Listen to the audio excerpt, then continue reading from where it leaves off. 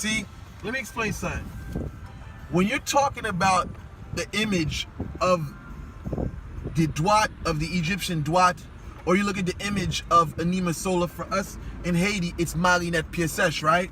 See, the thing is, you see the purgatory. See, you even got the manifestation of the purgatory concept of the Egyptians, even in the image of Anima Sola. Because when you look at, you hear about Marinette's body being on fire, you know, Famna Dzife, things like that, the lady on fire. When you get into spirit, you realize that the fire on her body is nothing but personalities. They're basically tormented souls that manifest as a body or image of people who died in horrific ways. So the purgatory is really a place of torment where you're tormented by circumstances and events, you know? So, but in the same token, you find the Egyptian representation of it as being Amit destroying the soul of people whose heart was weighed against the balance that became heavy, you know, or their heart was not light enough as a feather of might to be judged, you know? So you find that when you look at the image of Anima Sola, it's a lady burning in the purgatory and she's being free from it. But the torment itself can be looked at either as in a present sense, as in a representation of our lives, as well as in the afterlife.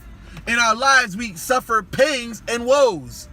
There's a time when we do the right thing that we're able to move out of that purgatory state or that suffering and torment whatsoever. You know, so when you start talking about the concept of Marinet Piesesh, that is a very deep concept because it's something that applies to our life as well as even in the afterlife. You know, so when you start conjuring the souls of people who died in horrific ways in your magic, wherever you're doing hoodoo, whatever you're doing, you realize that these souls are very heavy.